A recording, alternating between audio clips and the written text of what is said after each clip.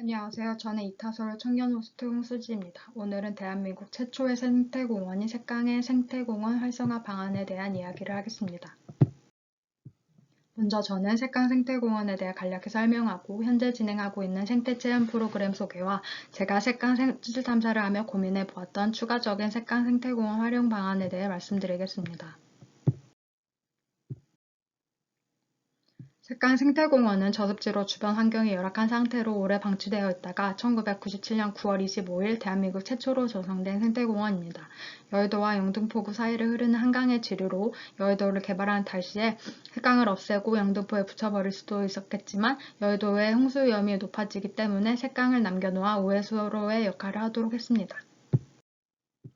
국회와 방송국, 공공기관 등에 몰려있는 여의도의 홍수 위험을 막는 중요한 역할을 하는 색강은 서울도심이라는 위치적 장점에 생태적 희소성 등 가치가 매우 높은 지역임을 알 수 있습니다.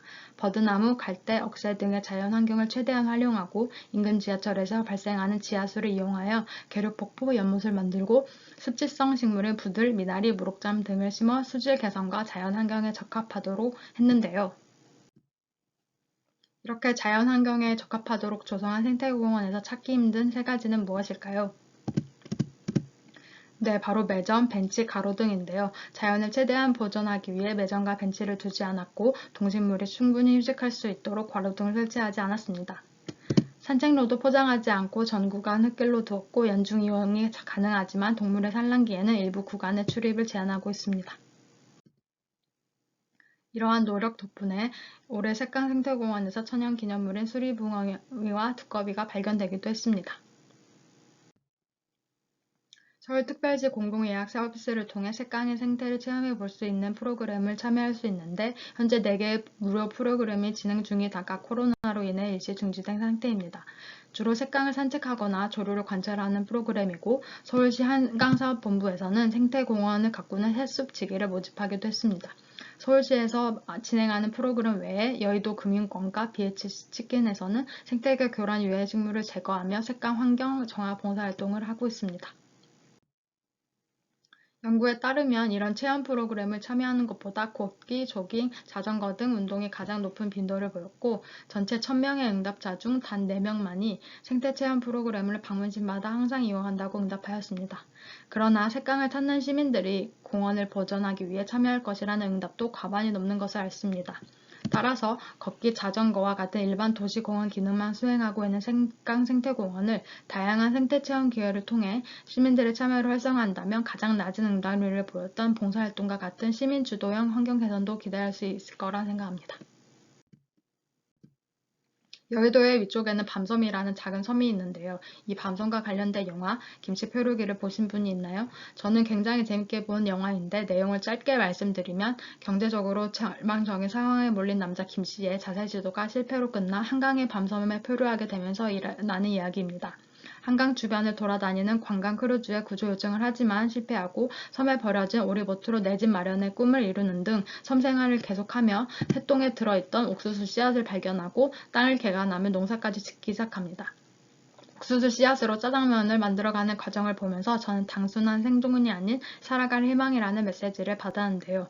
여기서 저는 색강을 도시농업과 관련하여 활용할 수 있지 않을까 생각했습니다. 우선 색강은 여의도에 위치하여 학생 및 직장인들의 도시농부 수요를 충족하기 쉬울 것으로 보입니다.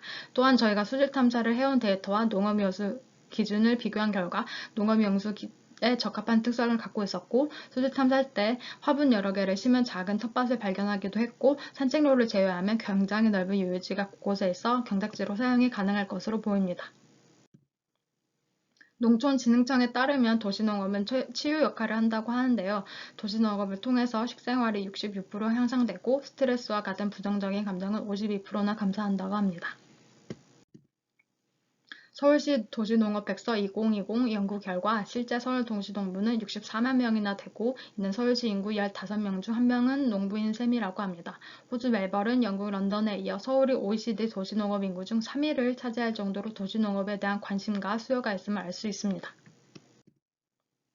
이러한 수요와 달리 색강 생태공원이 위치한 영등포에는 농지가 없고 텃밭 매물은 단 1개뿐이라 색강 생태공원에 도시농업을 한다면 많은 참여가 있을 것으로 예상됩니다. 농어촌 공사가 공개하고 있는 농업수질 안전진단을 봤을 때 색강 생태공원 지역은 보통 수준인데요. 실제로 색강에서 약 2달간 저희가 채소하고 측정한 것을 농업용수와 비교해 봤습니다.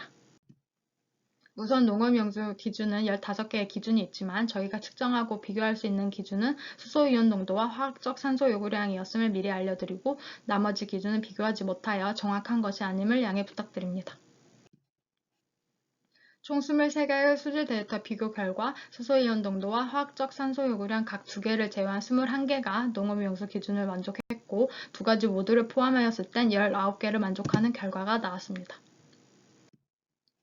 색강에서 도시농업이 가능한 또 다른 이유로는 실제 약 20m 되는 텃밭을 발견했고 생착리를 제외하면 유지가 많아 실제 경작이 가능해 보입니다.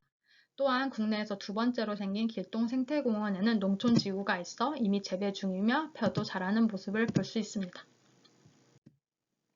도시농부 체험과 그로 인해 얻은 농작물로 플리마켓을 열어볼 수도 있겠습니다. 데크가 잘 갖추어져 있어서 데크를 따라서 플리마켓을 하면 참가자뿐만 아니라 산책로를 지나가는 시민들도 자연스럽게 구경을 하러 많이 올 것으로 예상됩니다. 하지만 생태공원에는 자연을 공생하고 있는 동식물을 생각한다면 데크가 아닌 여의도와 영등포를 잇는 문화다리에서 플리마켓을 여는 것도 좋을 것 같습니다. 기존의 서울시 생태체험 프로그램이 주로 산책과 조류 관찰에 그쳤다면 도시농업을 통해 플리마켓을 하고 공원 안팎에서 자란 식물을 이용한 생태요리 교실, 나뭇가지를 재사용해 생활용품을 만든 환경부 공방 같은 보다 다양한 생태체험 프로그램을 만들고 활성화한다면 단순히 걷기만 하는 일반 공원이 아닌 진정한 생태공원으로서의 색강이라는 인식이 생길 것입니다. 이렇게 생태공원으로서의 인식이 자연스럽게 생기면 시민들의 자발적 참여를 통해 꾸준히 하천관리와 공원정화 운동의 역시 기대해 볼 수 있습니다. 서울시와 우리 모두가 지속적으로 색강 생태공원을 유치, 관리하여 환경과 경제 모두 선순환이 될 수 있는 색강 생태공원이 되었으면 좋겠습니다. 들어주셔서 감사합니다.